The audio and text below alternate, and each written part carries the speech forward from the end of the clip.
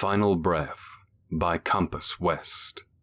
Just what is the machine spirit? This is a question which has been asked many a time. The truth is, nobody is sure. The Lehman Russ listed to its side as blue energy bolts zipped past it. The Av Imperator was part of the Duran 21st Armored, sent along with several other regiments to cleanse a world of Xenos control. The name of the world didn't matter. The tank and its crew had seen many worlds, many enemies. The Av Imperator had faced Orc war trucks, Eldar falcons, and Necron monoliths. It had always come through.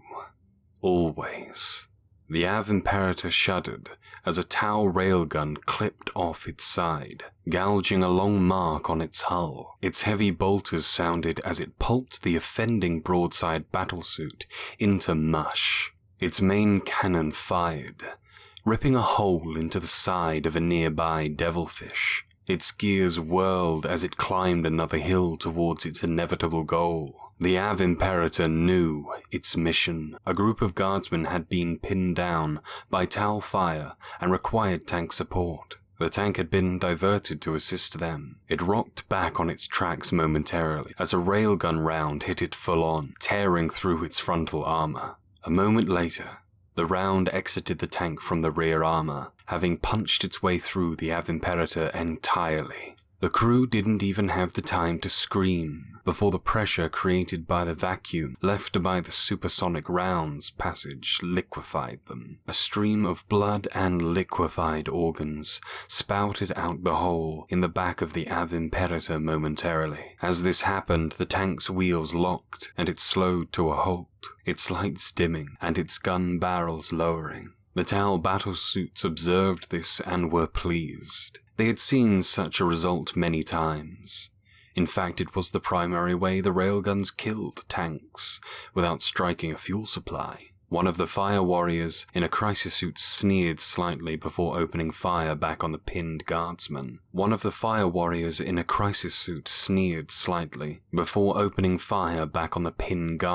The Av Imperator was supposed to be saving, as the two broadsides provided cover fire. Imperial technology was so inferior to pristine Tau technology. He had heard that humans actually worshipped such machines, believing them to have souls or machine spirits.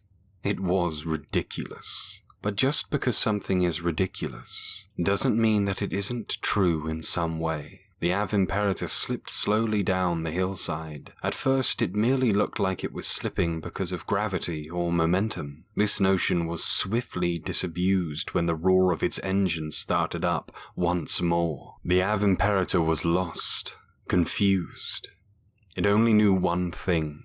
It had a mission to complete. Its cannon sounded once more in a seemingly earth-shaking roar. The shell landed among the group of crisis suits, vaporizing one and damaging several more. Before the Xenos could react to this unexpected threat, the Av Imperator had begun a full-out charge at full throttle across the battlefield, its heavy bolters firing wildly. It couldn't see properly anymore, and targeting information was distorted. By luck more than anything else, the bolter shells slammed into the helmet of one of the broadsides, reducing it to a blue mist. The bolter shells fired wildly for a moment before it regained temporary control, the shells severing the remaining broadside in half. By this point, the crisis suits had recovered and returned fire. Energy bolts and plasma blast slammed into the incoming tank, slowing it down and ripping the Av Imperator's cannon from the main chassis. But it still kept coming,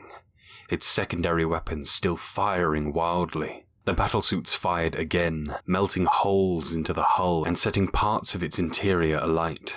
But the Av Imperator never slowed down. It had never failed a mission before, and it wasn't going to start now. Its heavy bolter fired their last salvo, riddling several crisis suits with massive holes. Moments later, the bolters were melted into slag by the Tau weaponry. The last three crisis suits stood their ground, firing every available gun into the approaching tank. They were hot-blooded and confident. What could any Imperial relic do against their superior technology? The Av Imperator began to slow as it slowly became a massive tank-sized fireball rolling down the hill. Then, all of a sudden, the tank slowed to a halt as its tracks were melted and burned. It slid far from the momentum and eventually crashed to a stop nearby the remaining battlesuits, a burned-out wreck. The battlesuits approached the wreck with caution. It was dead. No Tau tank could survive that. But then again, no Tau tank had a soul. As the battlesuits turned away, the engine revved to life in one final triumphant sound. The Av Imperator accelerated forward, crushing one of the suits beneath the remnants of its tracks. The other battlesuits backed off, but it was too late, as the safeties disengaged by themselves, and the Av Imperator's fuel tanks overloaded in an explosion of white, hot shrapnel and fire that cut its way through the remaining crisis suits. Finally, the Av Imperator died, alone in the rubble. It was at peace. Its job was done. Later reports of the incident have shown that there should be no possible way for the tank in question to survive for as long as it did against such firepower, nor how it fought on without its crew in the first place. And let's not even get into the question of how its fuel tanks overloaded at exactly the right moment. What is the machine's spirit? This is a question which has been asked many a time. The truth is, nobody is sure. But for a group of unnamed guardsmen, it was their salvation.